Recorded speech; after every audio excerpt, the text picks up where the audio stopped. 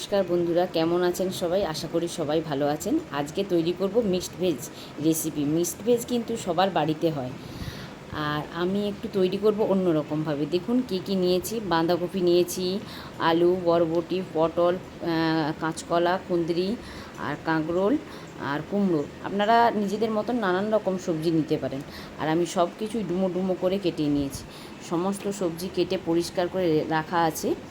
এরপর আমি কি করছি, কড়াইতে তেল দিয়ে তেলটা গরম হয়ে এলে ওই তেলে সব সবজি দিয়ে ভেজে নেব।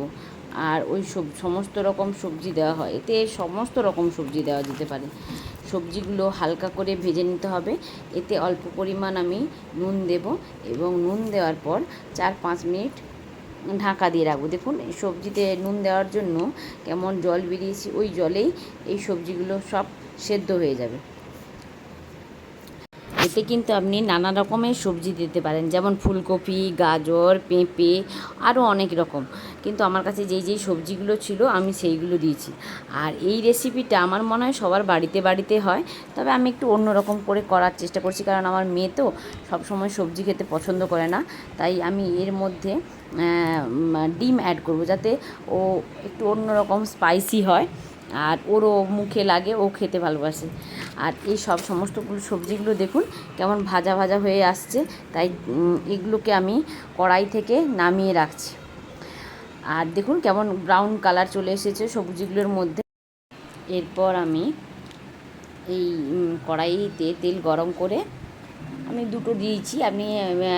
আমার কাছে দুটোই ছিল, 3টে বা 4টা দিলে আরও ভালো হতো, মানে টেস্টটা আরও খুব সুন্দর হতো। আমার কাছে দুটো ছিল, তো আমার যেহেতু গ্রামের ভেতরে বাড়ি, আমার নিয়ে আসতে অসুবিধা হয়, তাই আমি দুটো ডিমই ভেজে দিয়েছি। আবার সব ডিমটা তুলে নেওয়ার পর দেখুন কড়াইতে তেল দিয়েছি। তেলটা গরম হলে ওর মধ্যে চিনি, আমি কি করি, চিনিটা লাল হয়ে আসলে ওর মধ্যে একটু নুন দিয়ে দিই, যাতে আদাটা আমরা যখন এই চিনির মধ্যে দিই না, গায়ে ছিটকে না পড়ে। আর এরপর সব কিছু মশলা, ধরুন পেঁয়াজ, আদা, রসুন আর টমেটো, আদা, লঙ্কা আর হলুদ আর লঙ্কা গুঁড়ো আমি জলে করে রেখে দিয়েছি, ওগুলো সব দিয়ে কষে নেব।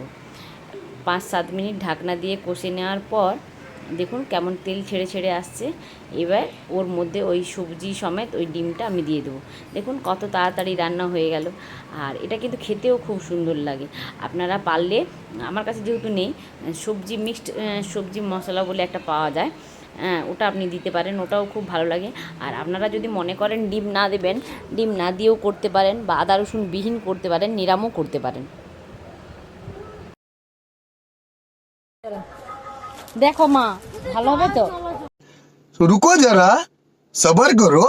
কেমন জামাটা হয়েছে? তুমি কি জামাটা খুলবে না খুলবে নি? জামাটা খুলবে নি? একটুকুনো খুলবে নি? আরে এটা পূজার জন্য কিনছি যে বাবা।